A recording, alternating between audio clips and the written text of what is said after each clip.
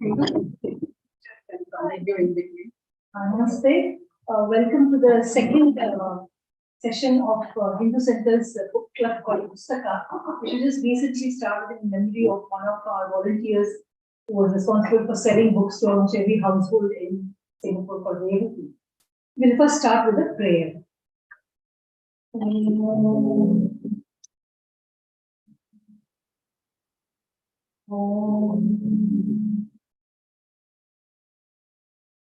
वक्रतुण्ड महाकाय सूर्यकोटि समप्रभ निर्विघ्नं कुरु मे देव सर्वकार्येषु सर्वदा सरस्वती नमस्तुभ्यं वरदे कामरूपिणी विद्यारम्भं करिष्यामि सिद्धिर्भवतु मे सदा गुरु ब्रह्मा गुरु विष्णु गुरुदेवो महेश्वरः गुरु साक्षात् परं ब्रह्म Asmai Shri Gurave Namah. I request now the author to please light the lamp.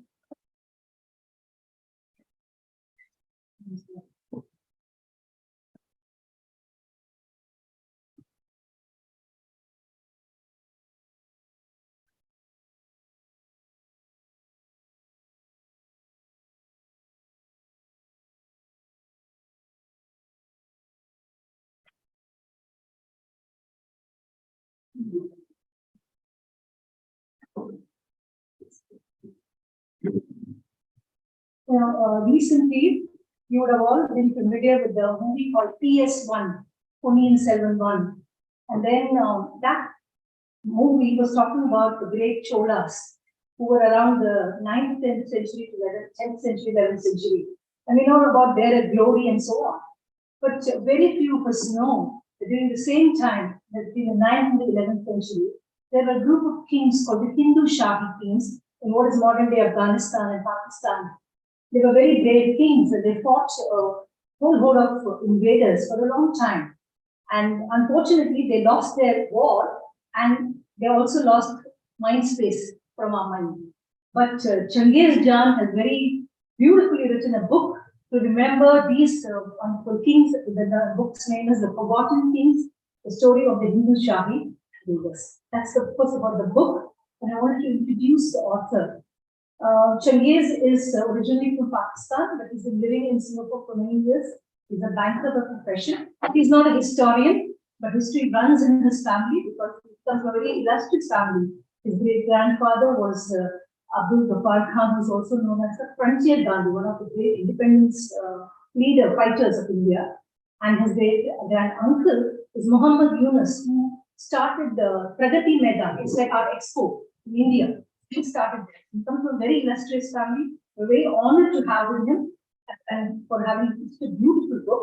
I request Dr. Prasad to come and launch the book. This is our first book launch and say a few words. Please, Dr. Prasad. Namaste and good afternoon, everyone. Welcome to the Hindu Center. For those of you who have been or coming here for the first time, I know Edwin is not his first time. I welcome you especially. This is the second meeting of a new initiative, a book club on Indic books, which has been initiated by the Hindu Center. The first one was run about 3 weeks ago, quite successfully. And I've actually invited the authors Rahul Singh and Galina Kogut to join us. And I think they will join us in a while. This being the second session, we are indeed delighted that not only do we have a book of importance to discuss, but we also have the author here for you to ask questions. But more importantly, we have the Singapore launch of it. So I'm indeed very happy that the Pustaka Book Club has progressed to a point very quickly that is now able to launch Changez's book this afternoon. So thank you very much. Now, it is said that history is written by the victorious. And therefore, it takes many millennia before the truth comes out. till the people who have been defeated arise again and find the truth and write about it. And we are quite fortunate that there's someone who is dogged enough in his determination and perseverance to dig through, to find out what really happened during the invasion in the 9th century. So we have 5 generations of the Shahi kings who defended the greater Bharat in those days, which included Pakistan and Afghanistan and some other parts in the larger India. And because they were defeated at the end, the history was never written about. So that's why the title of the book is The Forgotten Kings. And I think we should be very grateful to Changez for doing the necessary research and findings. And of course, today with the internet and the archives that are available online, it's a little bit easier to write the book. But nevertheless, 1,000 years later, we are ready to listen to Changez and find the truth. So it gives me great pleasure to be here to launch The Forgotten Kings. And I will launch the book by opening the gift wrapped copy of the book.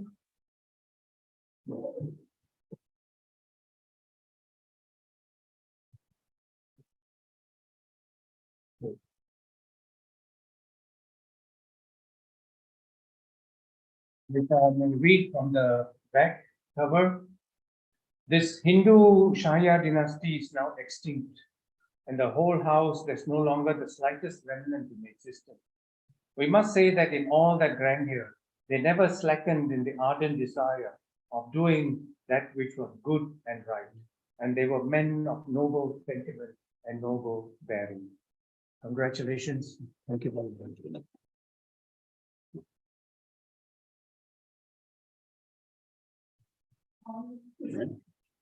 We want to, because this whole topic is so novel to us, City. So, and most people don't even know geographically where these places are. So, Changez will just run through a short PowerPoint on the book, and then later we will discuss the book, the brief parts from there, and any questions we'll open the session. So, first, Changez will do the key PowerPoint that you do. All right. Thank you, everyone. Thank you very much to the Hindu Center for giving me this opportunity to speak about this book. As mentioned before, I'm not a historian. I am a lover of history. So you don't have to be trained in history or to have a degree in history to love some topic such as this. And the part of the world that I come from, in a way, I'm blessed. I come from a city called Peshawar, which is on the northwest frontier of Pakistan, very close to the Afghan border. And our history is very rich. We have Hindu history, we have Buddhist history, we have Zoroastrian history. I mean, we go back, very famous people have crossed the border here, Alexander the Great, the Huns. So I won't be going through all of that. The book does touch on it. But when I wrote this book, a lot of people ask me this question, why I wrote specifically on this topic. I get people asking me on both sides of the border. When I say border, I mean from India and from Pakistan, both people ask me that why specifically this topic? Because in India, they've never heard of the Hindu Shahis. And in Pakistan, they say, you're Muslim. Why are you interested in writing about Hindu kings and stuff like that? So I discussed this in the preface of my book, but maybe I should go through it one time on the presentation itself, because this is a question everyone asks me. So to save you the time of asking the same question. So there was a king in Afghanistan called Mahmud of Ghazni. Mahmud of Ghazni, I think in India people don't remember him very well because he played a very, very aggressive part. He ransacked India 17 times. He was demolishing temples, ransacking.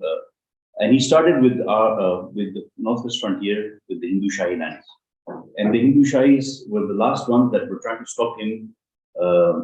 And they were very unfortunate because it was not only the fact that they were fending off this general who was much ahead of his time and very fast, but they were also trying to stop their own countrymen, fellow Indian kings, who were also trying to take their land from them. So they were surrounded on both sides.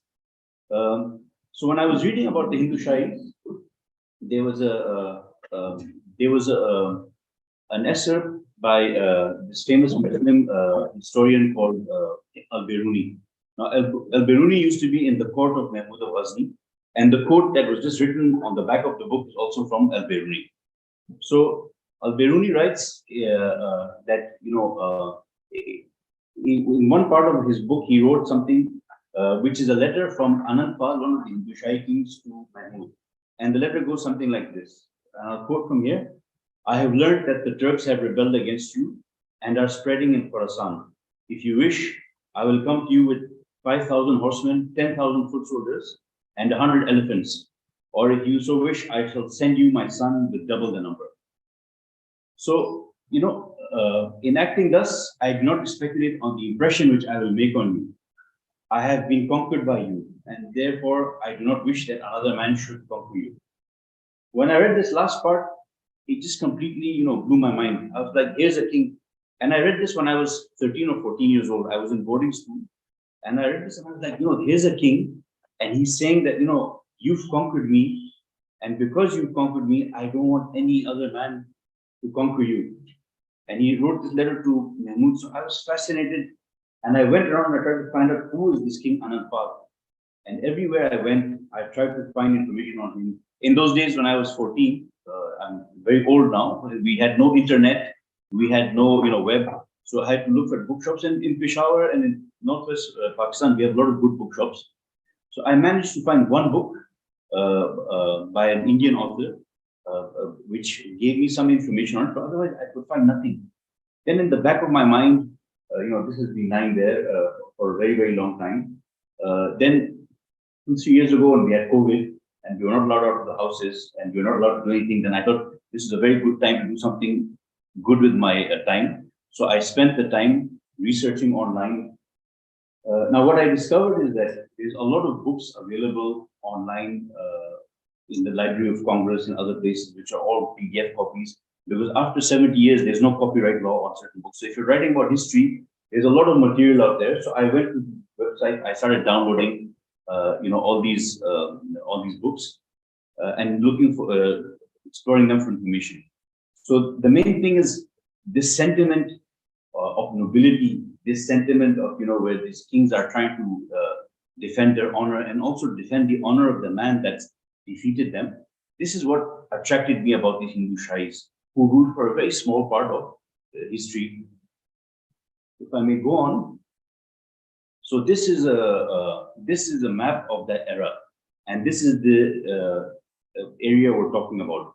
Now, at the time when the Hindu Shahis were at their peak, or when they were ruling the northwest of India, Afghanistan, and northwest of Pakistan, India was divided amongst between two great powers. One was the Gurjara Pratiharas, and the other was the Rashtrakuta dynasty in the south. But they were quite strong. It wasn't very, very petty, because normally India can become like 300 or 400 different kingdoms and chieftainships. So the Gurjaras, Pratiharas were allies of the Hindu Shahi kings, and they were smart enough to know that we need a buffer between them and what's there in Central Asia. So if you look at the Central Asian states, you had something called the Safarid dynasty, which was a very short-lived dynasty. They were Iranians who had converted to Islam, and they were basically 3 or 4 brothers. And the eldest brother was called the coppersmith of Safarid, so the dynasty name came from him. Beyond the Safarids were the Safarid enemies, the Samanids. Then in Sindh, you had the Arabs who had been there since the 8th century. So this was how the world looked. And the Hindu Shahis were surrounded by on all sides by different people, some Muslims and some other Indians, fellow Indians, who were also aggressive and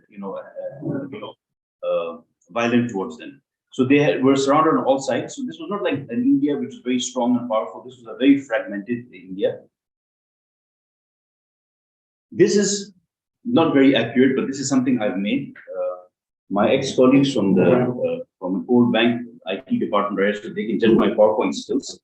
So what I'm trying to show over here is the line of kings and kingdoms in India, which is at the bottom. So central India, basically, this is, in the past, Patna or Pataliputra, and then afterwards, the other areas where the kings were ruling. And the top part is actually those lands which belong to the Hindu Shahis. But it's very difficult to put on a slide like this because the borders keep moving.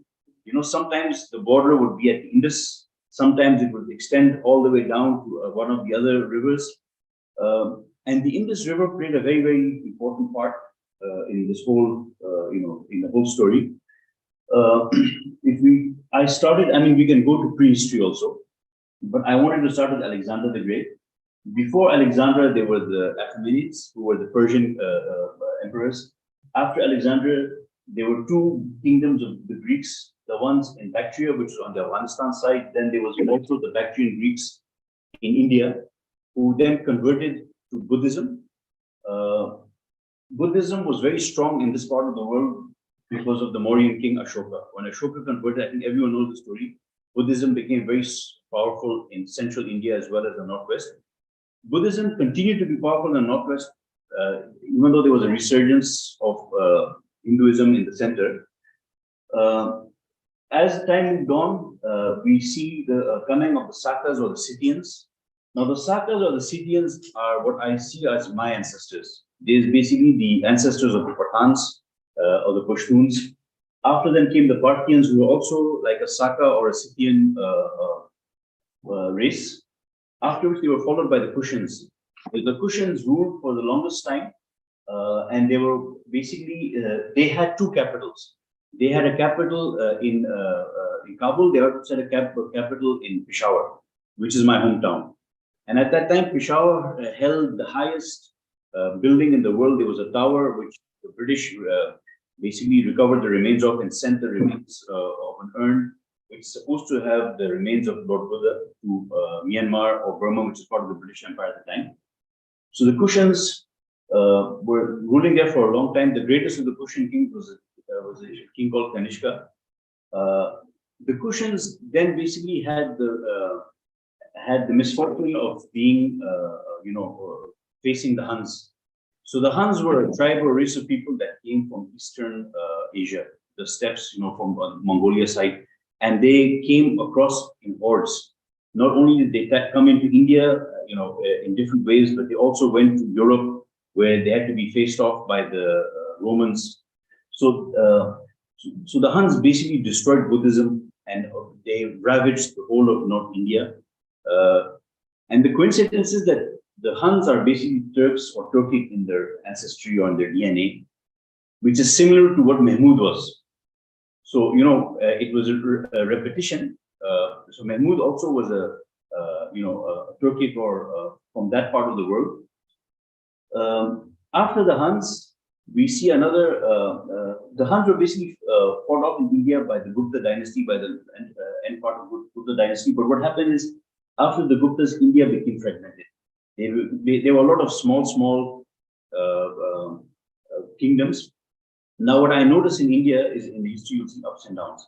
You'll find a part that India will be united under one king, be it, the Mughals under Shah Jahan, Jahangir and all, or be it under the Guptas, or be it under the Mauryas. And when they're united and they're strong, the main thing that you see is a theme of tolerance. Everyone is welcome, everyone is, everyone is there. When the tolerance seems to decrease, then basically it becomes more and more fragmented. If you read history, and I won't go on that much, but I think it's a good topic for maybe another book. By the time the Guptas were coming down, basically you see the rise of smaller dynasties. This is the time of Harsha. Then in the northwest, we have the Turkish Shahis, who were again a Buddhist dynasty. And it's the last king of the Turkish Shahis called Lala Turman, who had he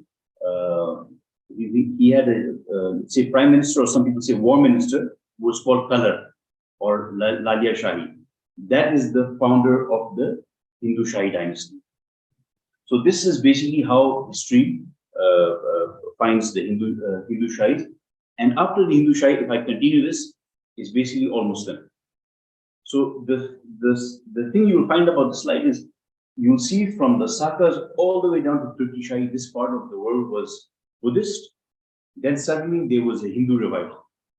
And then after the Hindu revival, so there was a competition now between Hinduism, Buddhism, and a third force, the rising, the tide of Islam, which basically is, then they were replaced, the Hindu Shahis were replaced by the Ghaznaviya armies. Yeah. The Hindu revival, so I was asked to touch about these two sages. The Hindu revival started with Adi Shankaracharya. He basically was very, so again, I'm not a religion expert, and I don't try to be a religion expert, but he basically renewed the revival of Hinduism in India. He was very well versed in the Buddhist ways also, so he could debate with the Buddhist theologians. In fact, some of the Hindu priests would accuse him of being a closet Buddhist also, but he basically brought all the Hindus together and started a revival. He was, so the information on him is not very clear, but he's supposed to be in the 8th century. The sources that I saw from the Hindu Shai books were all mentioning towards the end of the 8th century, but the dates might not be accurate. They might be wrong also, but I mean, just to show that he had a very big impact on Hindu revival. And after him was Gorakhnath. So Gorakhnath, some of the information actually says that he was born either in Jhelum or in Peshawar. So Peshawar is basically my hometown again. When I go to Peshawar, in the center of Peshawar, in the oldest parts, there is a caravanserai made by Shah Jahan's daughter, Jahanara. In that caravanserai, there's a temple even now, which is dedicated to Gorakhnath, which was actually rebuilt by the Sikhs. Sikhs ruled Peshawar in the early part of the 19th century, and so when I went there the first time, it was empty, desolate. When I went there 10 years ago with my children, it was a working temple. We had to take permission to go inside. There were policemen guarding it, so it had become, so the local Hindus can now start worshipping there. So it's come back to life. So Gorakhnath, I assume, and again, there's no hard evidence for this, but for the sake of my story, I feel there must have been some connection between him and Kalar, the first Hindu Shai king, because they're from the same area, same part of the world. And Lalia Shah or Kalar was the king responsible for the Hindu revival, and Gorakhnath was the holy man or the sage also involved for the same. So I've tried to connect the two of them to make sure that to show that there was some influence by these Hindu sages, which impacted the revival of the Hindu Shais. A lot of construction started, a lot of temples. Until now, all the temples that you see in that part of the world are Buddhist. Suddenly, these Buddhist temples are converted into Hindu temples, or new Hindu temples are set up by the Hindu Shais. One problem which occurred, which probably led to the probably to the advancement of the Muslims, is these were converts. So these people were converting from Buddhism back to Hinduism. So in central India, where they had pure Hindus for a long time, so the strict caste system basically made these people a bit outsiders. So they were not treated like pure Hindus. So they were kind of like on the edge. So that basically, when the Muslims came along, they were these guys who were like formerly Buddhists. They now had to choose between one conqueror or another conqueror. So this issue also came up with the rise of Hinduism with the caste system. So this again is another graph that I've made. You can comment on my history, but please don't comment on my PowerPoint skills. I'm quite with this. So this and these charts are all in the book. So in the center you will see the different Shai kings: Kalar, Samanta Deva, Kamalavarman, Bhima Deva. So you have 7 kings, and I'll come to the story soon. And on the west, so on one side they're facing the Muslims. So in the beginning they faced the Safarids, which was Yaqub bin Laid and his brother Amr bin Laid. Then the Safarids were defeated by the Samanids. So after that time, the king saw some peace on the west. So there was no pressure on them. But what they had done is, Kalar had been the king, he had become king in Kabul itself. All the Hindu Shahi kings and the Turki Shahi kings and all the kings before them, the ceremony for the coronation used to take place in Kabul. And that's why they were sometimes referred to also as the Kabul Shahis. Was Kabul one of their lands? Yes. So Kalar was first king at Kabul, but because of the Safarid pressure, he thought it's smarter to move. So he moved from Kabul to a city called Waihind or Hund, which is on the west side of the Indus River. Which is, so basically, he crossed from Kabul into Jalalabad, over the Khyber Pass into the Peshawar Valley, and right at the edge of the Peshawar Valley on the river Indus, he made his capital. There's a small town there even now. I've been to that place. It's called Hund. It's called Waihind. So even the Mughals used to have a station over there where they would try to control the Pathans from. So he moved there. The rest of the Shahi kings were in Waihind until the time of Jayapala. Then they moved to the new capital, and the move kept coming because of the push from the west. So first the Saffarids, then the Ghaznavis. So Ghaznavis basically, as I think if you're familiar with history, the first king was Abtigin. Then he had a slave called Subuktigin, and Subuktigin had a son who was Mahmud of Ghazni. Yeah. On the other side, they had other challenges. For example, they had a very big threat from Kashmir. The second king of Kashmir, Shankaravarman, attacked them quite a few times. So they had to be on the guard on both sides, with the Muslims on one side, with the Kashmiris on the other side. So this battle was more about who has the most real estate. It wasn't about religious faith or something, as we are led to believe. It was more about who has more real estate. And as if you read the book, you'll see that the Shahis had a long time and had a very difficult time, not just defending themselves from the, as mentioned before, invaders from the west, but also from their own countrymen, whom unfortunately they were also trying to defend. So in Kashmir, the first group of kings actually were hostile to the Shahis. After that, there was a lot of issues within Kashmir itself. There was a lot of political intriguing. Then one of the queens of Kashmir, now this woman I stumbled across, she is one of the most powerful women in Kashmir at the time, but no one has ever heard of her. Perhaps because she is a woman in history, women are not looked on very positively. So her name was Didda. Didda was the granddaughter of Bhima Deva. I'll show you later. She set up Kashmir in such a way, she gave it such a lot of stability that even after she died, when Mahmud tried to conquer Kashmir, he was unable to do so. So Mahmud defeated all the kings of India. They either paid allegiance to him or they were defeated. But the Kashmiri kingdom was not defeated because of what she had put in place over there, stability. So she was something that when I was looking for the Shahis, I was very, very surprised to come across a queen that I've never heard of. I think this should be Forgotten Kings and One Forgotten Queen. Maybe I should change the title of the book too. This is also in the book. So the first king is Kalar or Raja Shahi. Then he had, so a lot of this is speculation. I think until Bhima Deva, it's very difficult. So Kalar had a son called Kamala Varman, who was basically displaced by what we assume is his brother, Samanta Deva, who was then, Kamala Varman, with the help of the Kashmiris, overthrew Samanta Deva and became the king of the Shahi kingdom again. Then his son Bhima Deva took over. There's a lot of speculation between Bhima Deva and Jayapala. Some people say the son, some people say Jayapala was adopted. But what I have chosen in the book is to assume that he's the son, because Al-Biruni, who was around at the time, mentions that they're the same line.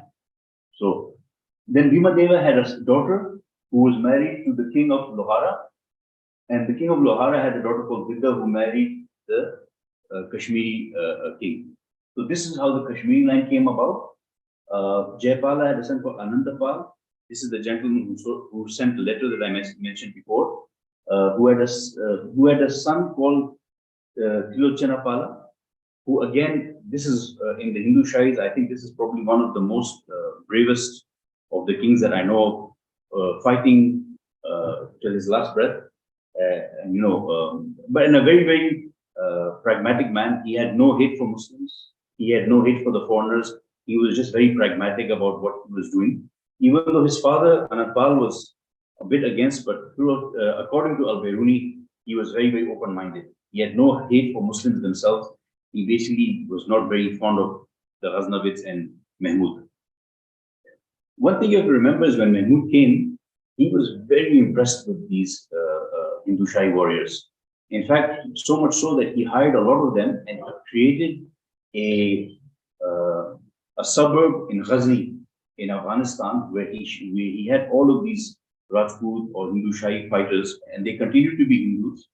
They weren't converted, and they would help him fight against the Central Asian kings. So Mahmud knew that these people were good fighters. I mean, it's not that he disrespected them, and a lot of them came. And the strange thing is, in the fights with the Hindu Shahi, it wasn't Muslim versus Hindu. It was like Muslims and Hindus on one side, and as we will see, Muslims and Hindus on the other side. There were a lot of Pathan tribes that were affiliated at the time with the Hindu Shahis. A lot of elephants. A lot of elephants. And the only one apparently at the time who could ride elephants were Indians. So he needed the Indians in his army for the. And elephants at those times were like tanks.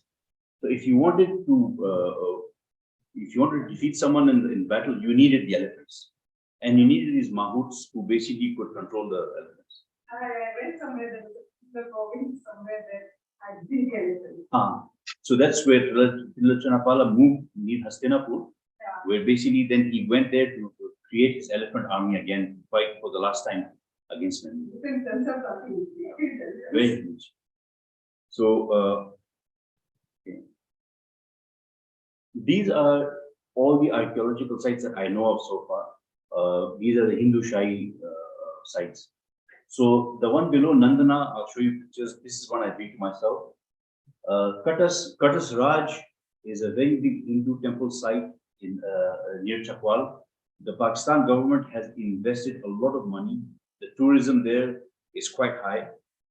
I think when the former Prime Minister of India went, they took him to the site also as well. Then there's a lot, so all these areas that you see, color, and this place is called color, but it's not to do with the king. Color also means salt. So sometimes people feel that color comes from the first king, but it's just a coincidence. But these are all the sites that you will find right now where there are remains of the Hindu Shahis, and they're discovering more every day. That's the Indus River. So the Indus River, I think in the history of India, the Indus River plays a very big part because the name comes from the Indus River.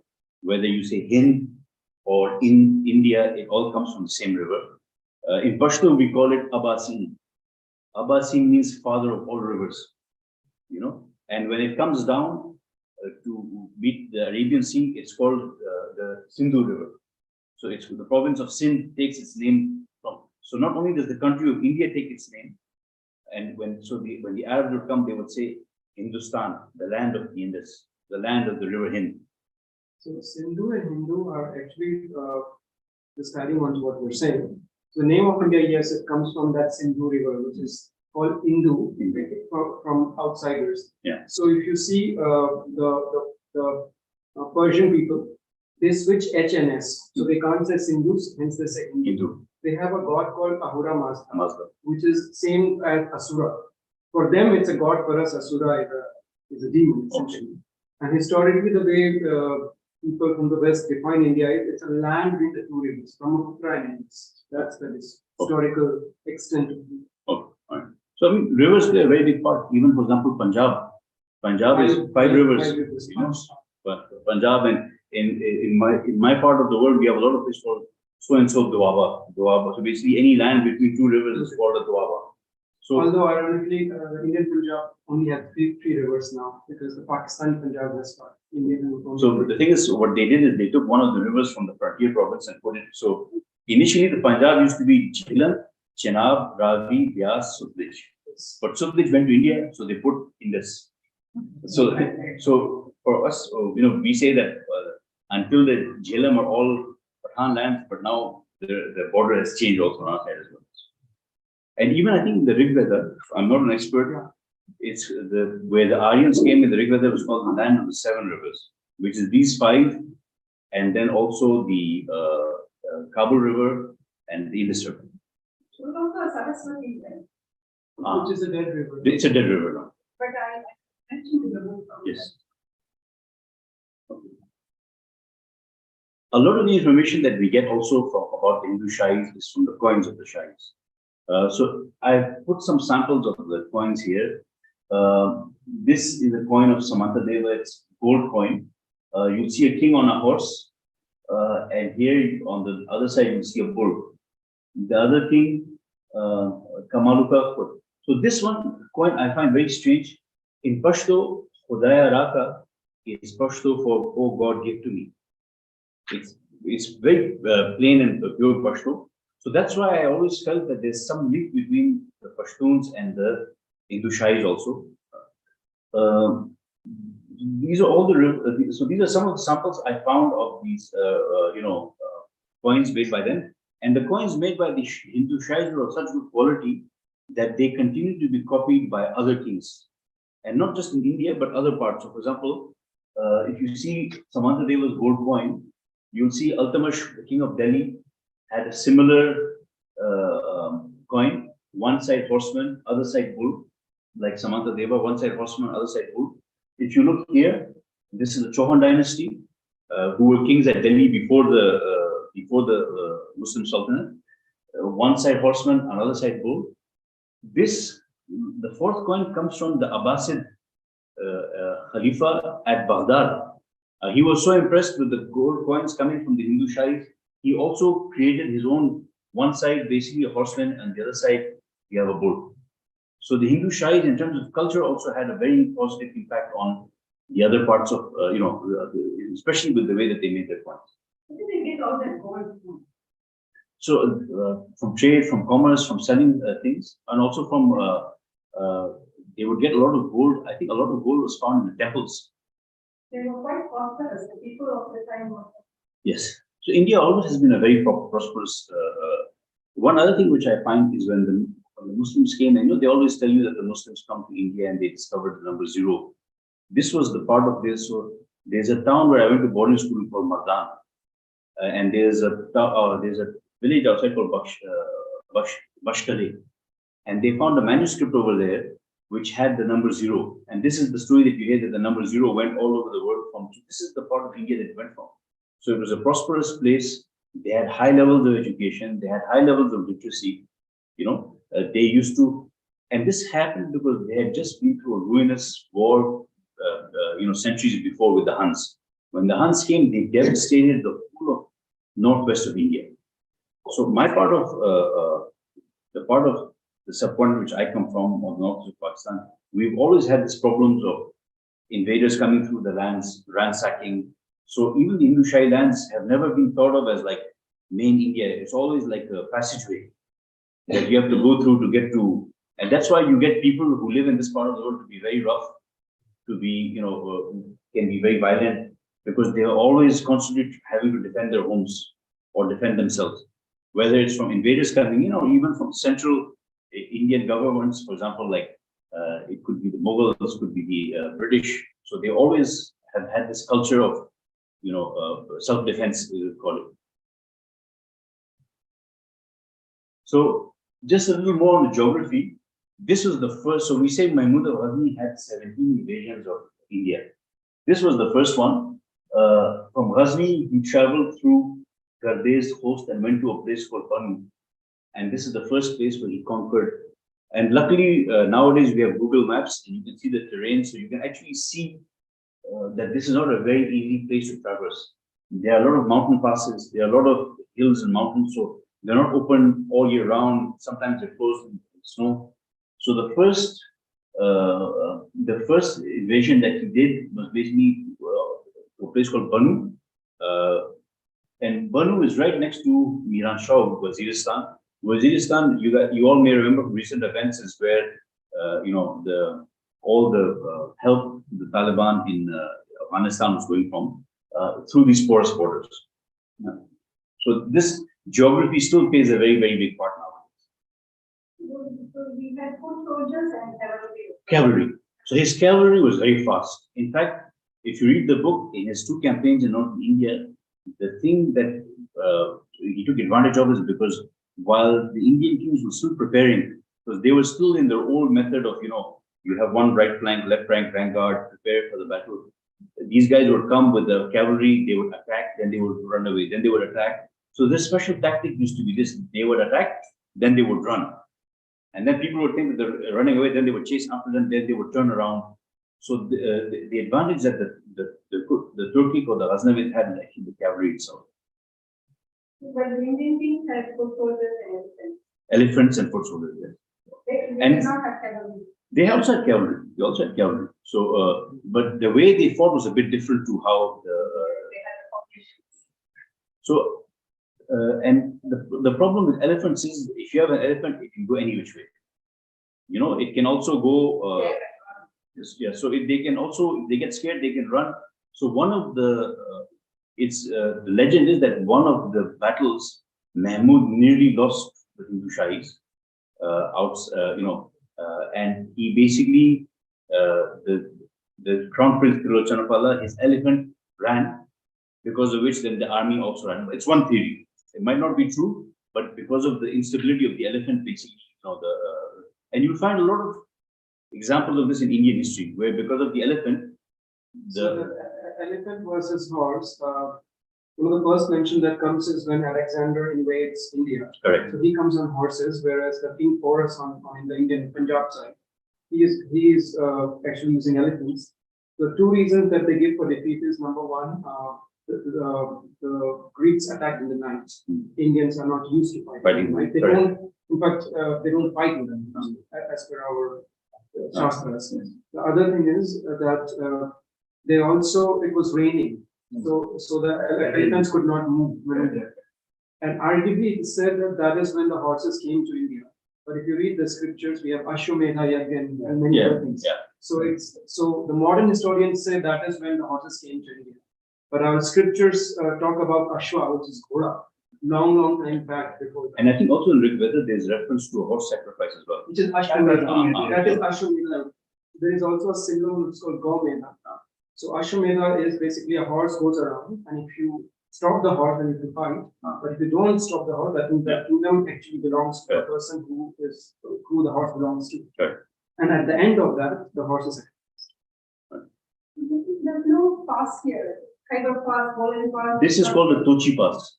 Not a pass. There's many passes over here. This is the Tochi, and we have some scouts called Tochi scouts who are very, very famous. There are many passes. Some of them are small and not very. This is not very defensible. This land. So This is true in the bush. this is within the book.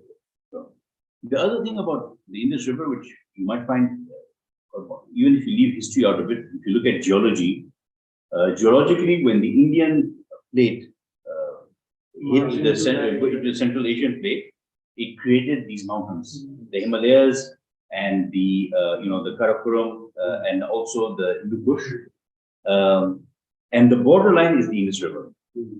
So even geologically, this is the border, the Indus River. So, and I've been lucky enough to go to a place in the north in Gilgit, where the Gilgit River and the Indus River meet. And when it meets, it becomes, divided into 3 parts. One part is the Karakoram, one part is the Hindu Kush, and one part is the Himalayas. So, and you can see, I may have a picture somewhere, but you can see the 3 different mountain ranges in that one place. In Pamir, is it? No, it's in a place called Gilgit. Gilgit is the Gilgit, Pakistan. Actually, on that same note, there is this Khyber Pass, right? Through Yes. which everybody comes. So historians have argued that it was that 18-kilometer width Indians could not close, whereas Chinese built this massive Great Wall of China. Right? Yeah. Indians had built that, it closed that 18-kilometer gap. There won't be so many invasions. So, but the problem is, the issue with the pass is not what the Indians put on, even the British couldn't close it.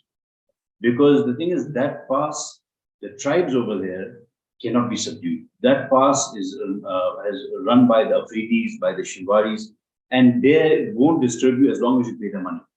And they're very good. So, and those people, to be fair, we've seen the last 20 years, The Americans have been trying to subdue them also, spent $2 trillion and they came back with nothing. So, I mean, I think it's not that simple.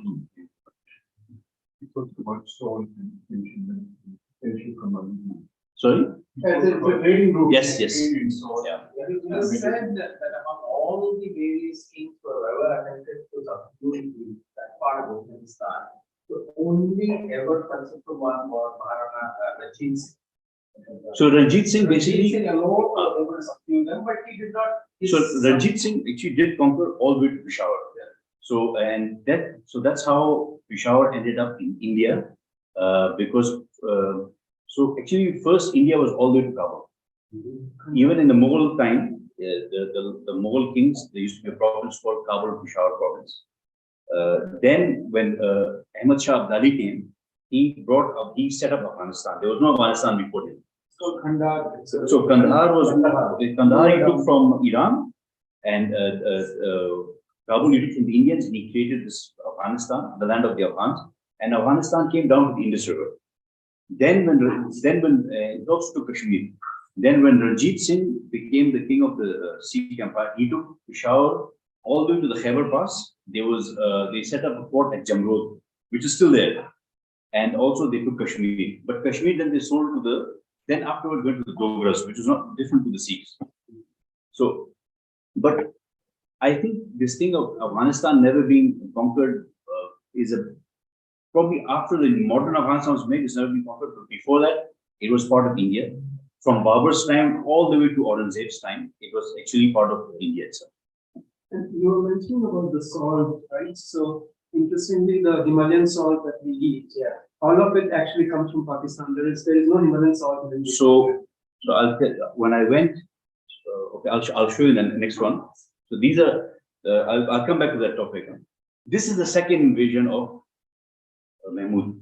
He went he came in from Jalabad. So if you see here, the Khyber Pass is above this place called Turkham. So one of his armies came to the Khyber Pass. The second army floated down the Kabul River. So the Kabul River is parallel to the Khyber Pass.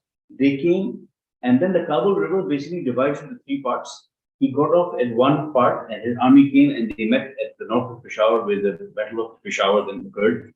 That was his first defeat of the Hindu Shah king Jayapala. Then after that, he enslaved Jayapala and his sons. It was a very tragic event. It's covered in the book. Then from there, he marched very fast to Hund, which is basically the capital, which was Waihin, the one that I mentioned to you. From here, he came through Kohat. So at that time, they mentioned that he came down to Kohat to basically vanquish a Pashtun or Pathan tribe that had not yet joined him. So the Pathans that were living on the Khyber Pass side had already pledged allegiance to Mahmud. Before that, they had pledged allegiance to the Hindu Shahis. Now, then he came through here, he came to Banu. So Banu is the place that he had conquered in the previous campaign. So his route back was quite clear. If you look here, so if you look at the Peshawar Valley, you'll see that it's surrounded by mountains, all surrounded, and on this side we have the Indus River. So it's very contained in here. Peshawar is here. This is the place that I mentioned, Mardan, where I was at boarding school, and this is Hund. It's called Hund. It's in a place called Sawabi, and it was called in Indian text Waihin, and in old Sanskrit it's called Udabandapura, so basically the bridge they used to have there, they used to make by putting pots together. So the Sanskrit word for putting pots together is Udabandapura. So that's basically their second capital. When they were defeated here, then they had to move to the third capital. So this is the route that I just mentioned to you right now. The third capital, so if you see Ghazni, Kabul, so this is taken from a modern Google map. You will see Ghazni, you will see Kabul, Peshawar, then you see Hund. The third capital they went to was Nandna. Nandna was basically, it's a fort on top of a hill. And I think the commercial city below is a place called Bhera, which still exists. This was the third capital. After defeat here, then they came all the way down. The legend has it, and I don't have proof, Hastinapura, but only one king probably ever lived here. This is where Chanapala regrouped and he got his elephants. But when he came here, he had to take land from the Hindu kings who were already here. So he made enemies of the Hindu kings that were here. So he was preparing, and he was trying to tell them that we need to prepare for Mahmud. Mahmud is coming, but they were more interested in defending themselves and defending their own lands. And this is basically the last capital of the Hindu tribe.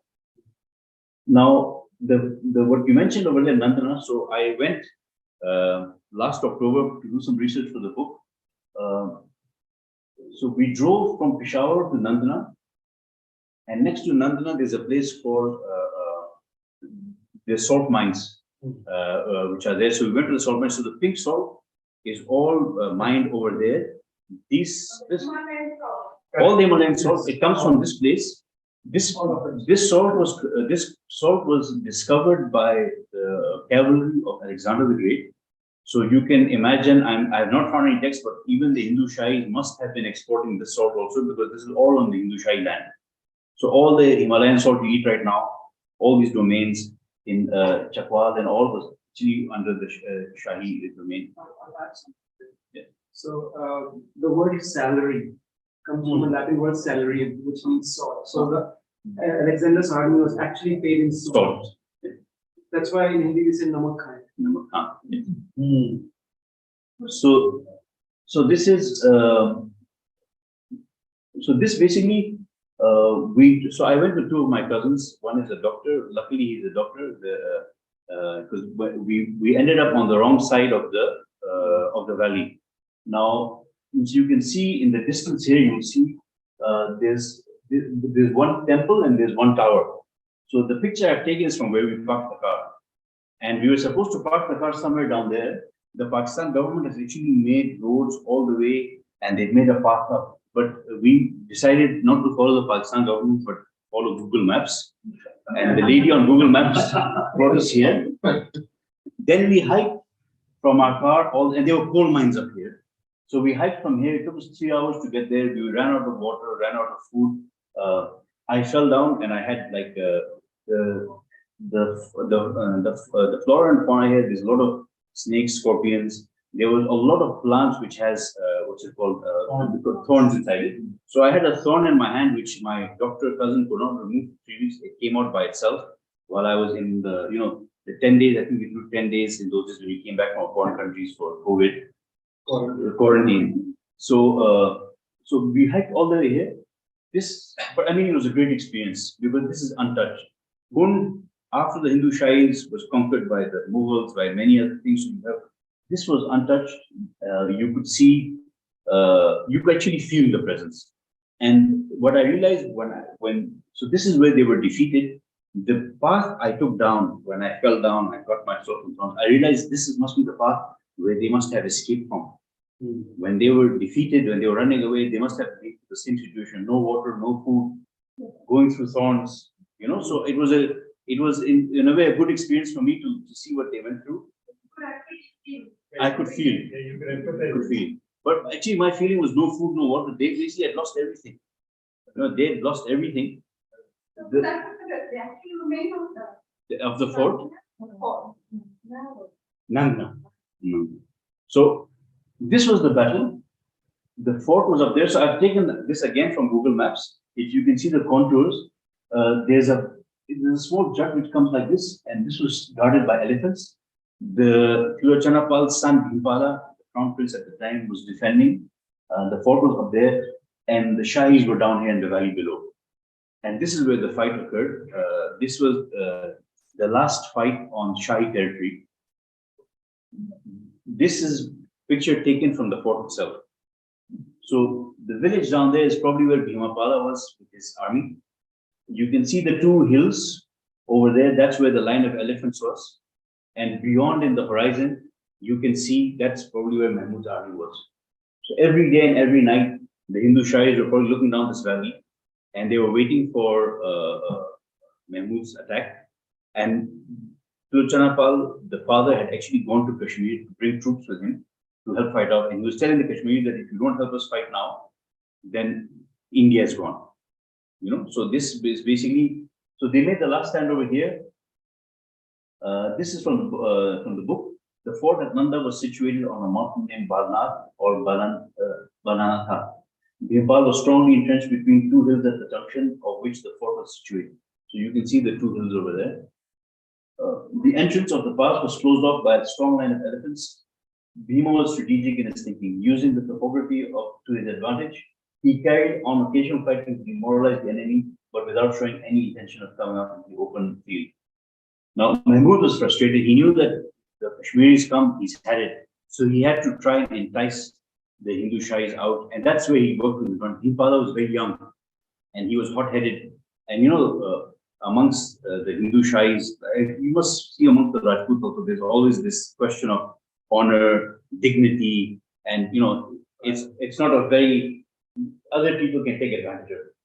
So I think with all his good intentions and all, he was lured out and they were defeated, and that's where they had to leave. It's not really green, somehow I get the impression that we were no, this so this, if you see, this is actually all monsoon rains. So it's and that's why you see all. That's why the fauna also has a lot of you know, these needles and also has the thorns protected from the animals, because the vegetation there actually tries to keep the high rainfall. yes, and this is not a river below. This is actually the drainage. This is the drainage. So where the river, the rainwater will come, collect and go down. Actually, the drive up there, we went to quite nice. It's on top of a hill. It's a plateau, so quite defensible. But and after the Ghazni, Mahmud of Ghazni, all, I think there were some Rajput kings that also were at the same fort as well. So I just want to finish with these verses. So one of the sources I mentioned again and again is Al-Biruni. The other one is Pandit Kalhana, who was a Brahmin Pandit in Kashmir, and he wrote of the history of Kashmir. And for him, the Hindu Shahis were heroes. Now, Al-Biruni, even though he was a courtier of Mahmud and he was a Muslim, was also a very big proponent of the Hindu Shahis. So the quote on the back of the book, the Hindu Shahi dynasty is now extinct. This is actually from Al-Biruni, you know. And so, you know, Pandit Kalhana, the verses go, I have not described here at length how rapidly the royal glory of the Shahis has vanished, even down to their very name, this being only an incident. Nothing is impossible to fate. It affects with ease that even in dreams appears incredible. What fancy fails to reach? The Shahi kingdoms whose greatness on the earth was above being briefly indicated in the account of King Shankarvarman's reign. Now one asks oneself whether with its kings, ministers, and its courts it ever was or not. So when I read these things, then I felt this story has to be told, and this book is my reply to Pandit Kalhana that, you know, this was the Shahi kingdom. There was a Shahi kingdom, and this is the story of the Shahi kingdom. Yeah. Thank you for.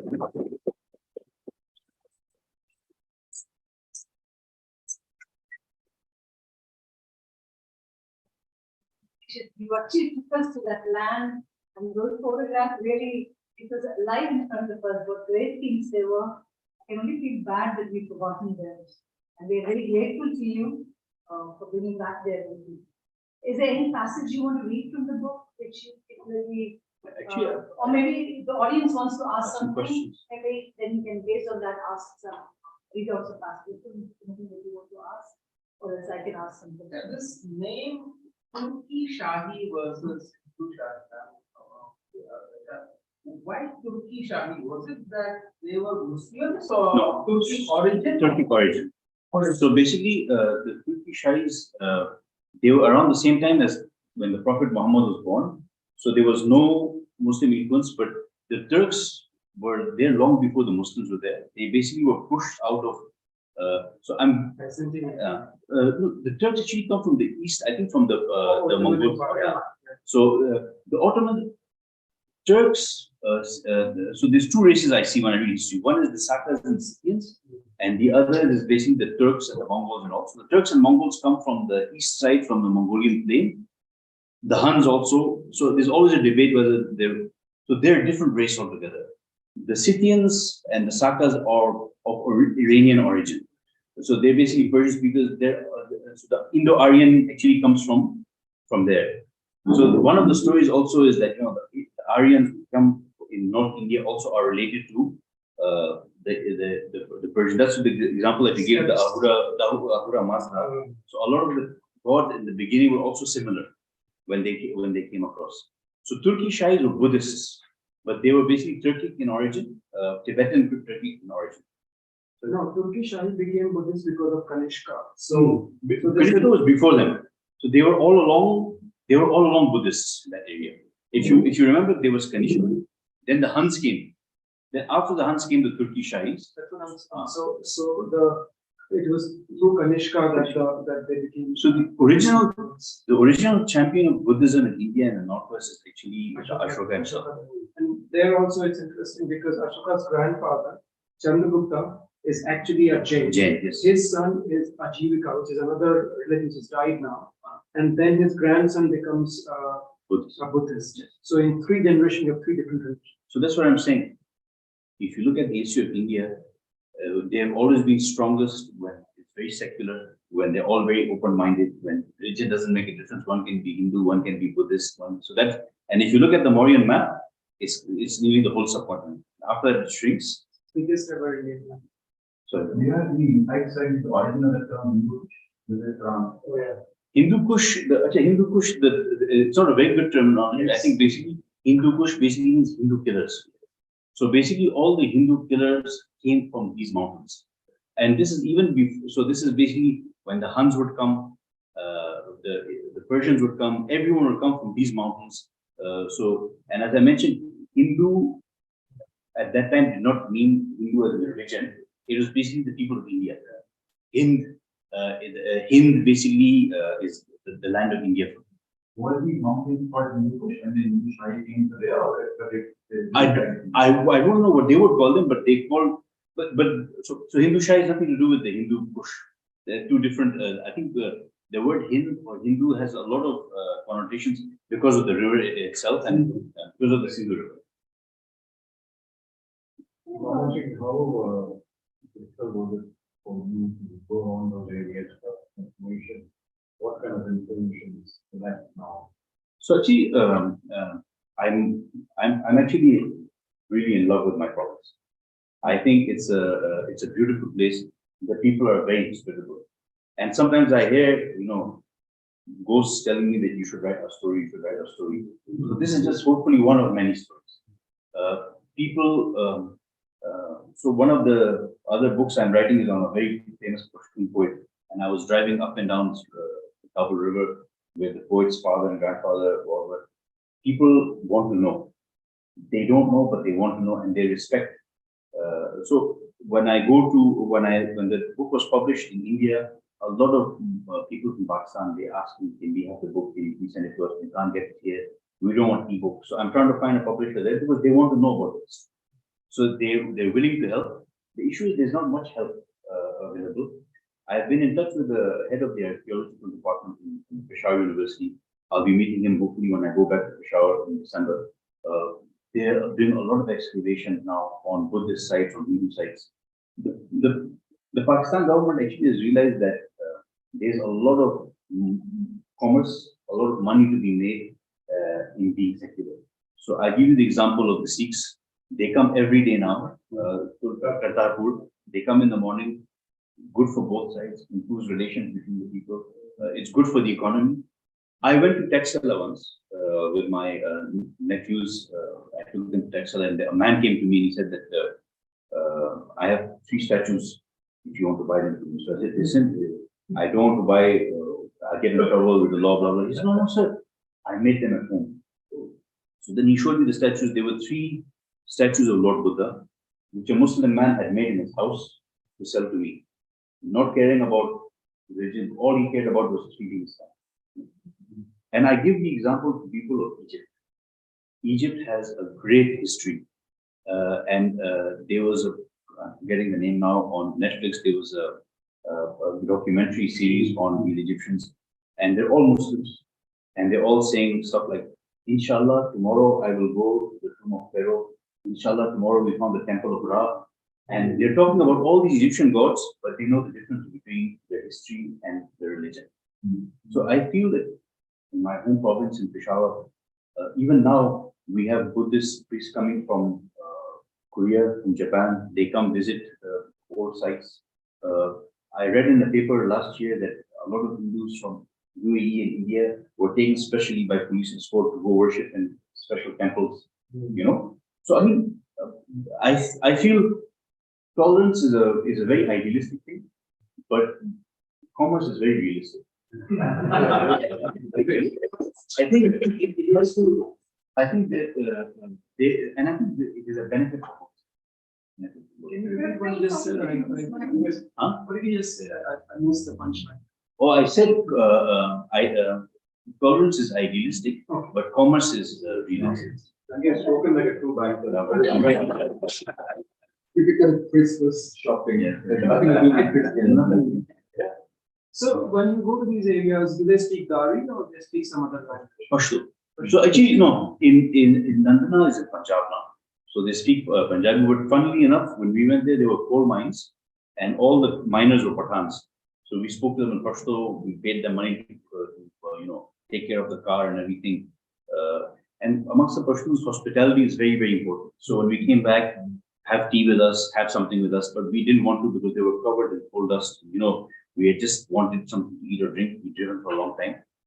But one thing you'll find in that part of the world, hospitality is second to none. I mean, if you go there, and even if you say I'm from India, they will not take money for food. They will not take money for drinks. And I think that's probably why we won't make much money in tourism. So I have a friend, his brother is a minister in local government, and 40 South Korean priests came to worship at Mandir. All paid by him, all food paid by him, everything because they are guests. So I think that There is a TV YouTuber. Yeah. In his card. Okay. So he makes videos when he goes to Pakistan and because he speaks Urdu, he just don't take money. Your book refers to, sort of talk a little bit about the social economic issue. You talk about one rishi called Devala, who lived in the 8th century to 10th century. And the Devala Smriti. In your research, did you come to know anything? Because he seems to be a very progressive, so-called progressive rishi, because he's laid down rules about how, the repurification of Hindus who may have converted to Islam and so on. So I didn't do too much, but I actually felt that was something which probably brought a hindrance to the people who had reconverted to Hinduism. Okay. Because, like, let's say I'm a Buddhist and I've become a Hindu, but when the other Hindus from Central Asia, Central India come to meet me, they have to wash after they meet me. So it kind of, so then when the Muslims come along, then my mind is not that easy in terms of which way to go. So I mean, I felt that the restriction that he put in place in terms of purifying yourself when you meet a Muslim or when you meet a Buddhist or something like that, probably was, but I have not done that much research. Maybe his intention was a bit different. But, okay. I was curious to know what was Smriti compared. And there was also a very interesting passage where he said one of the Hindu kings, I think, or Buddhist king, he converts to Islam, but one of his conditions is that he won't eat beef and he won't practice sodomy or something. It's very this is from Al-Biruni. Yeah. So basically, that was very impressionable Muslims. So so I mean, and even now, for Muslims, we have to control our image to the other side. So he had a very negative impression, and so Al-Biruni in his book makes fun that look what people think about it. So if you read the book of Al-Biruni, he's at that time he could tell that the way Mahmud is going. So he says in a place that if Mahmud continues the way that he's going, he will damage relations between us and the Indians. That's why I think towards the end of the book, I also talk about a Muslim sage who came to Lahore, called we call him Data Ganj Baksh. His name was Ali Hajwari, and he also was from Ghazni. So when he came in a different way. He didn't come to conquer with the sword. He came to conquer with the heart. So it was a bit more of a balm. And I think that's if there, I personally feel that Mahmud has not done much for Muslims, but it's sages like Dataganj Baksh, or if you go now to the shrine of Ajmer Sharif, Amin Muhyiddin Chishti, or if you go to the shrine of Nizamuddin Auli and Delhi, these are the ones, you know, who did the things in a proper So way. that's what they, The Sufi. yeah, the Sufi. So I feel they made it, and if you go even now, you'll find more Hindus at the shrines than you find Muslims. You know, so that's why I feel Mahmud caused a lot of damage for many years. But Mahmoud strategy was from Mongo, right? So he came, made all the things better, and then he tax, and then he went back. Right? So Mahmud, Why is the money not for Mahmoud? so actually Mahmud issued two things. First, he came to conquer land. Yeah. Then in one of the battles, he conquered a temple, and he found so much money that he found out he's wasting his time conquering land. He should just go for temples. Yeah. So then he asked them, "Can you show me which are the temples are, which are the big ones?" And he just went to get to the temple. So he made it easier for himself. So on the question, So one of the narratives about why Mahmud attacked Kashmir not that the temple in Somnath was worshipped or was a holy shrine for holy place for many Arabs used to worship their priests from in God Allah. And one of the reasons for attacking Somnath was because it was considered holy. There was like a little bit more of a practice that they would like to do with all elements of worshipping those. So Is that true? So actually, I've heard this story, but I think the main reason for attacking Somnath was the money. I think it was just basically the money. It was not just Somnath. There was another one at Haniswar, which he also ransacked. There was one at Nagarkot, which is close to the frontier, which basically that was the first one. So a lot of. So you are giving me an example of a temple in your home Yeah, state, I come from Kerala. and the temple is reputed to have. It is $1 trillion worth of. and nobody is, it's put by snakes and all that. No, right? So they say, he was very smart. He said, I'm not a king, I'm just a king. God is a big statue. He's lying all the way over treasure.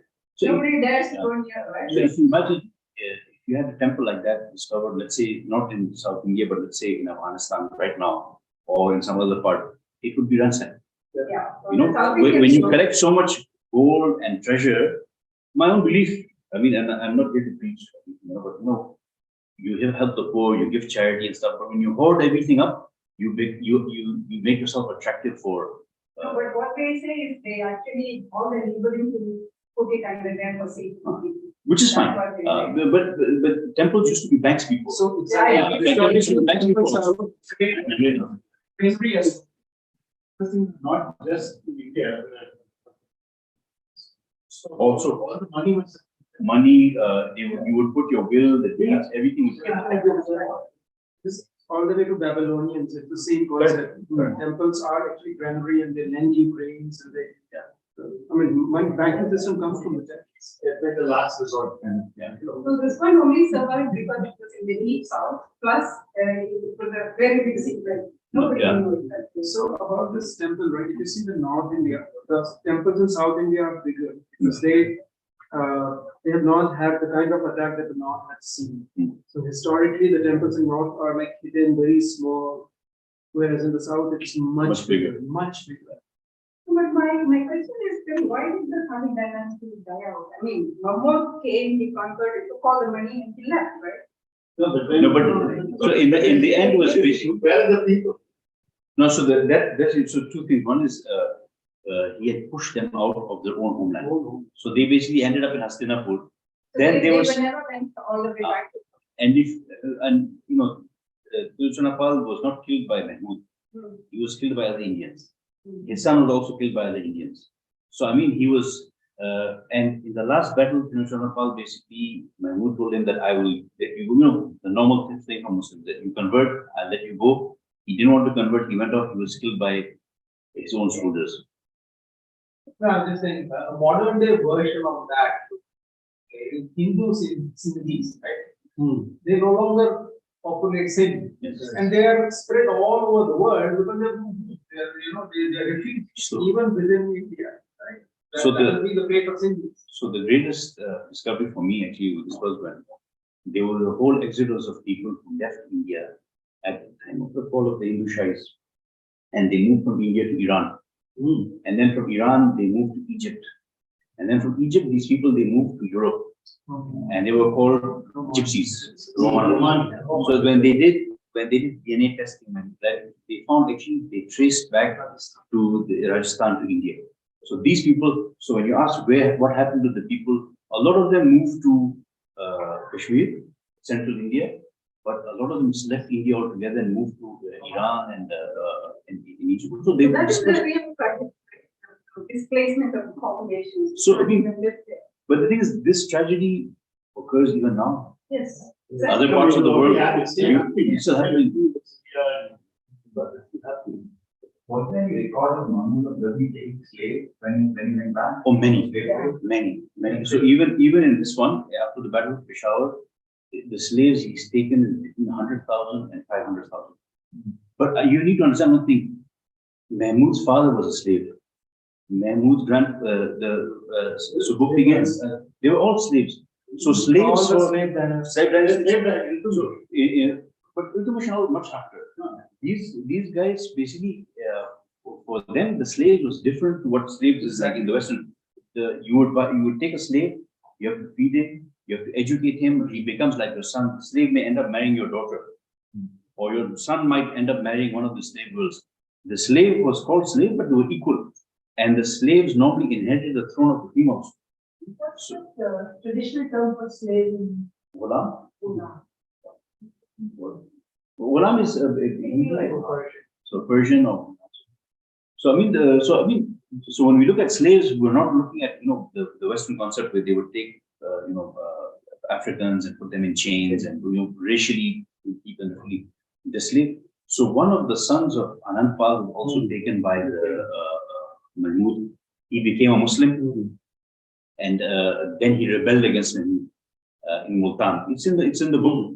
This is also something I stumbled across. He rebelled. So Mahmud also would have wanted that these guys become, but there was no forcible conversion because he also needed the Hindu Rajputs in his army to help him fight against the Central Asian armies that were fighting.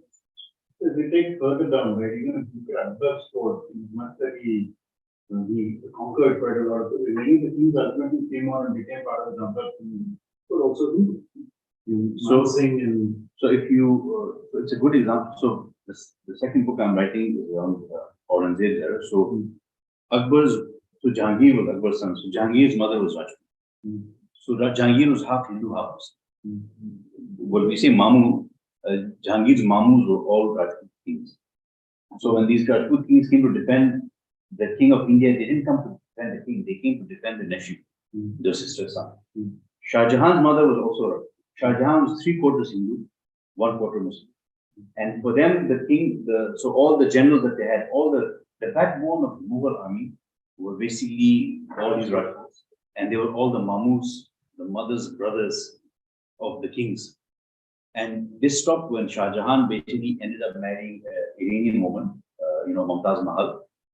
So that link, so Aurangzeb's mother was not Rajput. So his link became a bit more. And when that link went, then the Mughal Empire dissolved, and then basically the British came along with it. So I'm not really sure about this, but apparently Akbar had 3 wives. One of them was Christian, one was Jodhabai Hindu, and One was Muslim. there was a Muslim. Yes. So Jahangir's mother was the Hindu. Shah Jahan also had many wives. So I went to Agra, I went to this Fatehpur Sikri. Yeah. So I was very small, so they said, oh, one wife here, one wife here, one wife here, and 800 women here. So, and I was very small, very impressionable, so I was a very lucky guy. But so even Jahangir's famous wife was Noor Jahan, but he had a Hindu wife also who was Rajput, and the son of that was Shahzada Salim. And he had another son also from another Rajput wife. And the 2 sons then fought for the throne. This is your next book? Sorry? Your next book? Okay. No, that's not about this one. My next book is about a Pashtun poet. So, Can we take a slight digression? yes. Tell us about your name. Changez. Very simple. It comes from the Mongol Changez Khan. Can you write it all? Riding horses? No, I don't like riding horses. I very like driving cars. What brought Chinese family to you? So, The course based. so actually, I'm named by my grandmother. My grandmother's father is Khanapur. So basically, considering he was a man of non-violence, I don't know why she named me after one of the most violent men in history. But but I think it's not nice to be named after someone who's responsible for so much deaths and. But was there any connection when she named you that? I don't think so, but I read a book about him saying that 1 in every 10 human beings in the world is related to Changez Khan. So there's 20 of us, I think the 2 of us should be related to him, other than me. So Jan is to basically romanticize the name of Khan. Yeah. So Jan basically comes from my family name. Jan is very popular in northwest of frontier in Afghanistan. But we actually follow this Sufi saint who is buried in Baramulla in Kashmir called Jan Barbali. So we basically take our lineage from him. So that's why. I was also saying that the shared history that's in, like the name Toraman is also a Turkish, the Turks and the Afghans also use it. It's very popular, the Huna king, Toraman is very also used by Hindus. And Turan in Pashto is sword. We say Turan sword. There's a lot of common. That's why you find out things which might seem very, very, not very important, but slowly, small things make a big difference. Yes. Do you know the origin of this word Khan? Apparently Mongols used it, but this word. Yeah, but that Khan surname, you said yours is also kind of derived. No, mine is not from. Actually, I've heard many different. I wanted to hear it from you. What is your? What my research, what I've known, one is basically it's a title for a lord, and also one other one which I don't know how true it is I saw on YouTube. There's something called Dastakhan. You basically we have a spread. So you basically put out a mat and people come and eat. So basically anyone who can feed people and you come. So one other thing I heard basically this comes from Dastakhan. In Bengal, Khans are Hindus. They are Hindu Khans. Okay. They are not a Muslim Khan. Similarly, there is this word Chaudhary, which can be anything from. I think in Pakistan We also you have Chaudhary. Yes.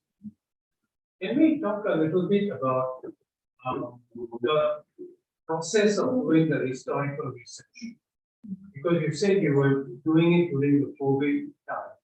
But the incredible amount of detail that you found, was all this so easily available? So actually, how did you access all of it? I think when I compare myself to the historians of old, I have it very easy. The first thing is basically we have word processors. So you can copy paste, you can write again and again. So I had the advantage of having a PC where I was writing everything. Second is I would find something, a reference to a book. Then I would Google that book. Then I would see that the book is in somewhere. And if it was a very old book, there's a good chance there's a PDF available of it. Then with the PDF, the advantage I found is you can also search for the word directly. Now the issue would be how it's spelled. So the Arabic book, so a lot of the context for the Hindu writings come from Arabic texts and Persian texts. So it would be a bit difficult, but you would find it. Then you would actually you can copy paste it, and you can change it. So there's a lot of places. The Library of Congress is one. There's a lot of textbooks also, and people refer to make references. The other thing I found very, very useful was PhD research. A lot of students basically share their papers online. So there was a professor from Peshawar University called Professor Rahman, in 70 he wrote a thesis. I found that online. That was a very good source, especially for the coinage, especially for the translations of a lot of inscriptions. So there's a lot of information available online itself. The detail is basically, the topic for me was very, very, I had to be very careful because, you're talking about, I don't want to talk about religion. I want to talk about history. I think talking about religion is very, very sensitive. I personally believe that when you want to talk about a religion, you need to reach a certain level of intelligence. When you reach that level of intelligence, you realize you don't talk about it. So I want to stick to history. I don't want, and the other thing I find is the books that I read, I don't like being told what to think, and I don't want my reader to be, my reader to think that I think that the reader is stupid. I tell him, oh, he's a good person, he's a bad person. I have just stated the way things are. For Mahmood also, I have not shown him to be a bad person. He was just a person who was a victim of his circumstances, who was basically there. I was on a panel with a gentleman, a Hindu writer, he writes Hindu mythology. So I learned from him, he said that, in the Mahabharata and Ramayana, there's no good or no bad. There's people who do good and bad, and they have, good habits, they have bad habits, so there's no good. I wanted to write it like this. There's no one evil in my book.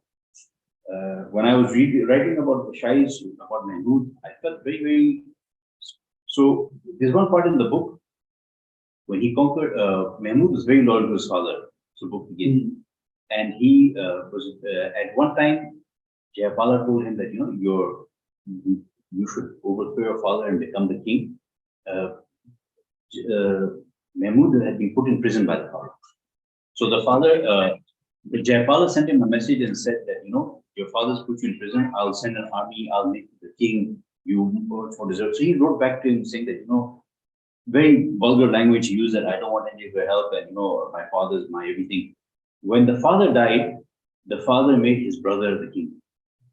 Mahmood was basically sidelined, despite the fact that he was so loyal to his father, he was sidelined because his brother was the son of his brother's mother was the daughter of the former king, Al-Tigin. So he was heartbroken. Then he fought his brother, then he defeated his brother, then he became the king, but he must have been hurt in his heart. I feel that when he defeated Jayapala, he treated Jayapala very harshly. I mean, he put him in chain. He pretended to sell him as a slave. His treatment of Jayapala, and I found it, for a king like Mahmood, very, very not noble. Later on in his life, he used to blame his minister or someone or the other, because you can't take.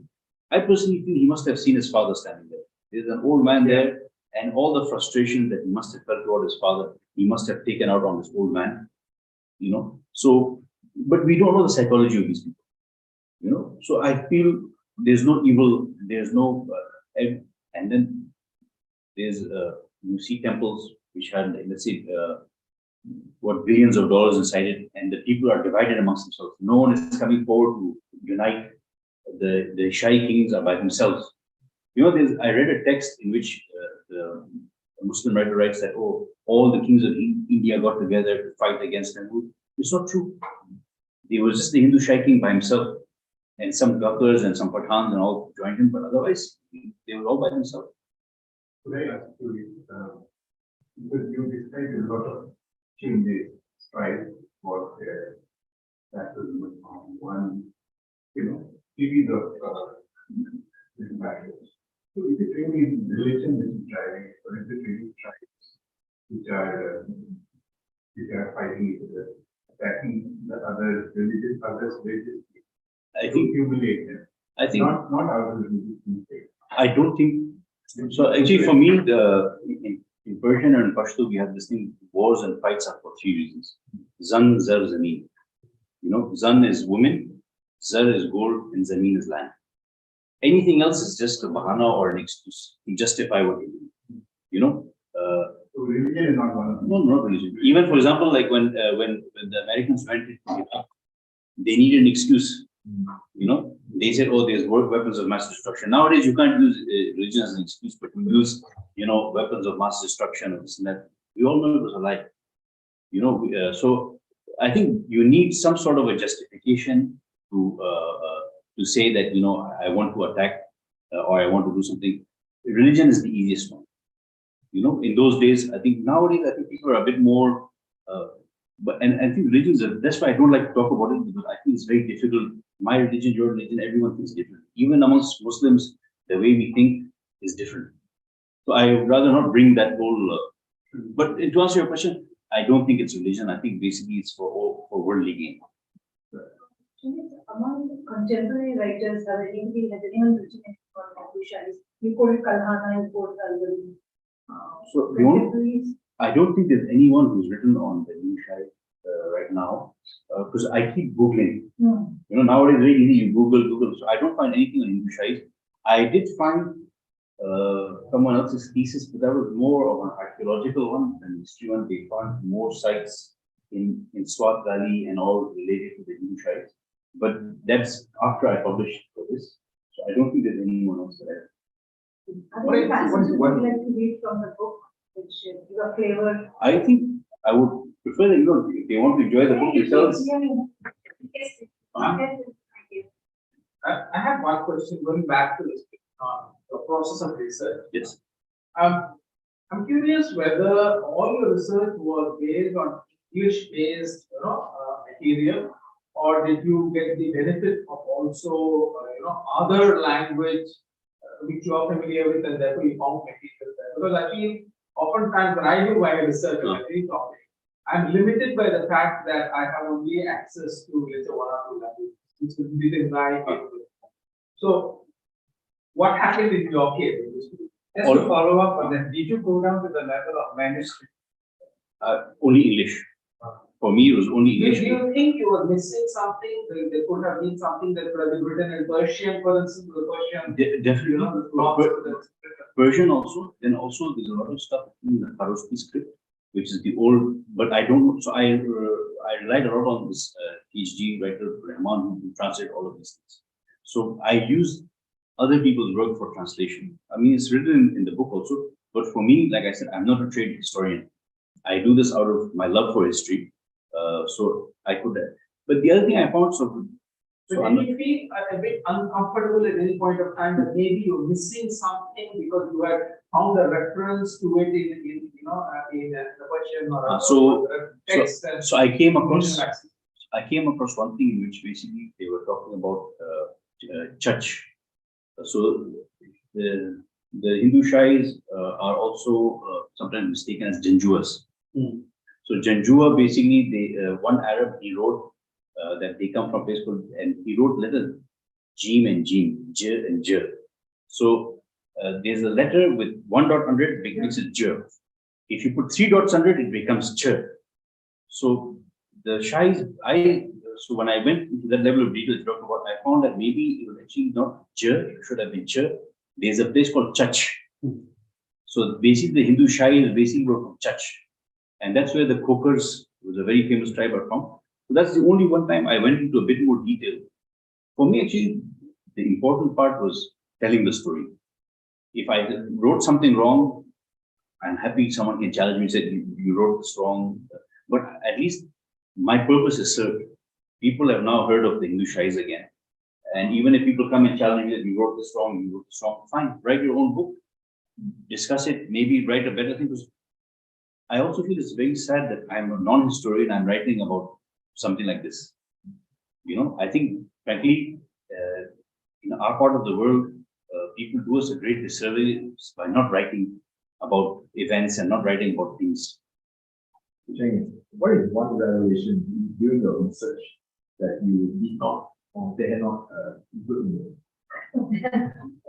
Actually, I've more or less included everything there was nothing that I didn't want to include. The only thing is maybe opinions of people.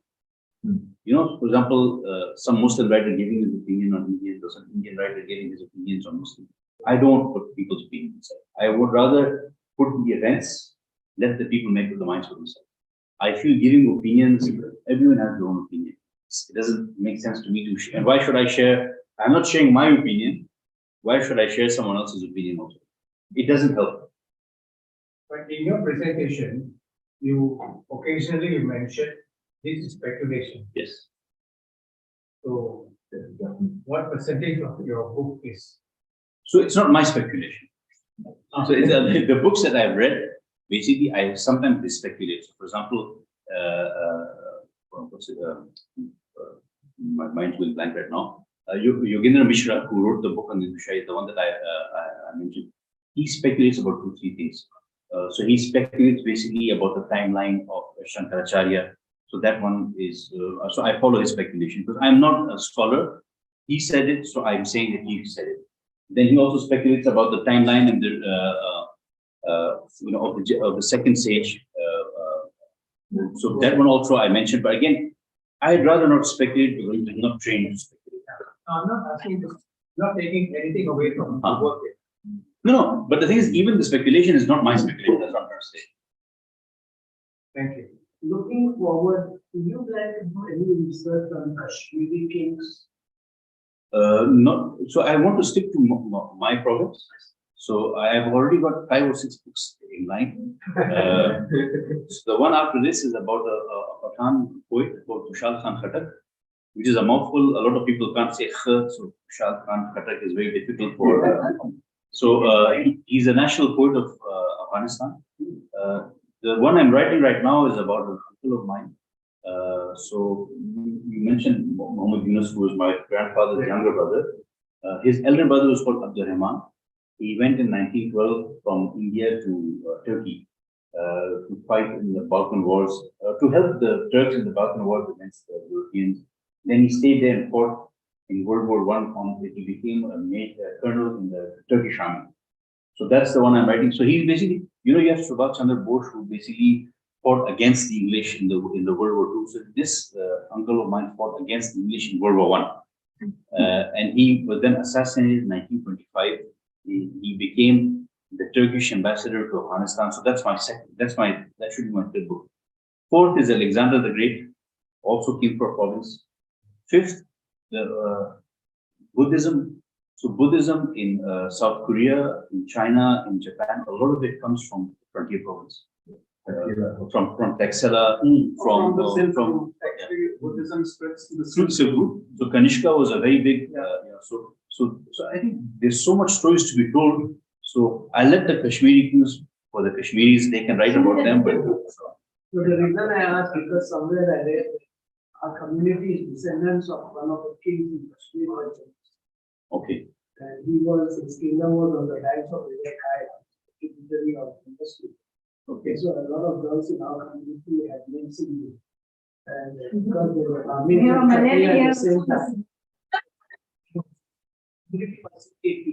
Okay, If you Google KP, you find right picture of. I think you've just found a way for yourself to write a book about the Kashmiri kings. How Indian civil servants elected. He just last month published a book called Talking. Yes, I saw the video.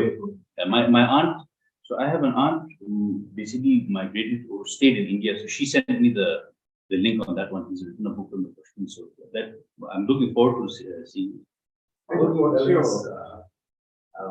You're a banker by profession, right? Yes, So you're still in the profession. luckily so far, yes. But it's so much important, intense work, research and all that, and you put across to the reader. How do you balance your work and your writing? So actually, I don't spend all my time writing. I binge watch TV shows sometimes. Sometimes I go hiking. I'm a very avid scuba diver. But I feel we need discipline to find times for the things that you're passionate about. Every day, 1 hour, 2 hours, or the weekends, 4 hours, 5 hours, I can spend at a stretch. I mean, one writer, he said that, I sent him for a book launch, and he told that when this question was asked on one of Martin, and he says what he does is that he says discipline, because, writing is no barrier to entry.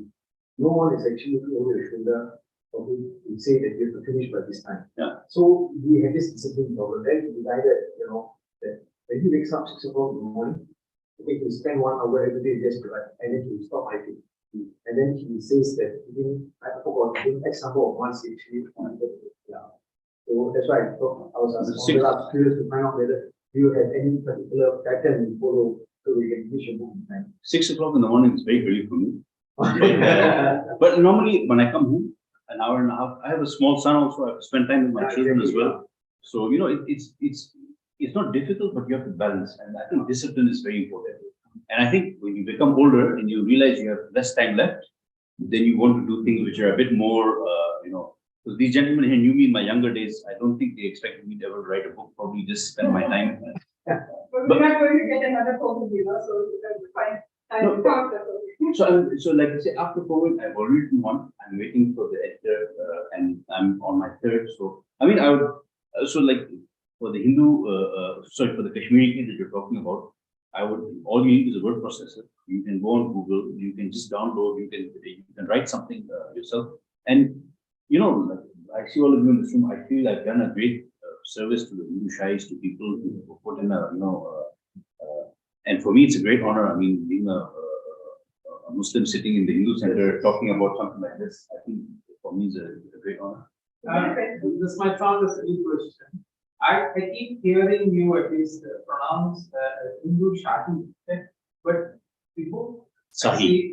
Is it Sahi or Shahi? So actually, I pronounce it Shahi, but I say Sahi not to confuse it with Persian or Turkey, to make it sound like they're Indians.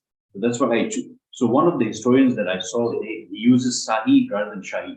They're interchangeable, but I choose to use Sahi to make them distinct from like the Turki Shahis or Kabul Shahis. What's the etymology of that? Shah basically in Persian means king. So that's and if you remember, Shahin Shah, not the Amitabh movie, but the original was the King of Kings. How easy or difficult is it to get in Afghanistan? I don't know. I didn't go to Afghanistan. At that time, uncles of mine did go to Afghanistan, but I've never had the pleasure to go. Nowadays, I think it's even more difficult. So Even to go to Peshawar is. I'm going on the 17th. You probably are. I'm originally from Peshawar, from Pakistan. So I go every year. Questions. But actually, the thing is, like I said, I applied for a visa to India. They turned it down, but I've been in the past. I mean, there's no harm in applying. And nowadays, the Pakistan government is trying very hard to encourage people. Hence the Kartarpur that you have. And I do know that there are a lot of more Buddhists from Korea, from Japan, who also come and visit. But they keep it very low key. I think Peshawar the is day. more about the security concern, because it's like gateway to Taliban and all that. Last question. your impression is about frontier than. So I'm very biased. But I'm very biased because he is my great grandfather. But I feel, when I'm in a setting like this and all, I feel that he had a point. And I feel that he was very principled. He believed in something and he stuck to it. But I feel he was let down more by his friends than those opposed to him. He believed in something, and I think he stuck to it towards the end. And he had a very tough life after that. But I myself respect him a lot for it. We have to hear negative things from other people, but I guess it's fine. It's the way of the world, I guess. One of the reasons we started this Pustaka book club is not only to expose the authors and books, but also to encourage people to write more. So I have a question, like in case we want to do some more research on the Hindu Shahi, the Shahi king, what are the areas we can look at? So, I mean, I think the Kashmiri queen, later talked about the sages that you mentioned right now. I think looking at the Hindu Shahis from the perspective of all these, the Shankaracharya and the one that you mentioned also, how they impacted I didn't want to touch on the religious part. So I think that part may be something which we hope maybe of use. The Kashmiri queen, and that one I think is something which definitely needs some more research. If there's something. The forgotten queen. The forgotten queen. There was actually that you mentioned is still in Gujarat, right? Yes, It's still in Gujarat. last I heard. That was It your went question. from the import to. Shanti sent me a message at 5 o'clock in the morning on a Saturday that this statue is from. Vaikunta, it's called. And why did it come from Kailash? Kailash. I was like, yes. Changez said, I don't know. You have to go and do your own research. Yeah,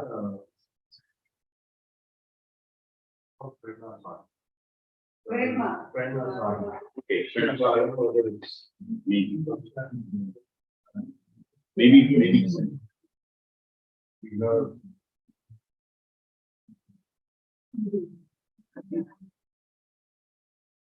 Certain, The Prerna Sagi is from Bihar, and her father is in America.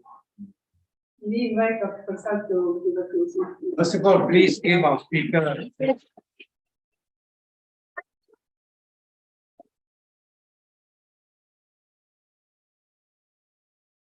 I think today we have exceeded expectations. Thank you so much. Thank you very much. Thank you.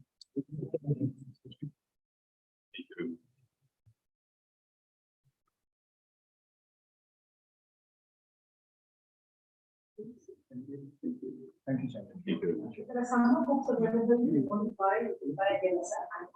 It's the first time I've shaken hands with Genghis Khan. Yeah.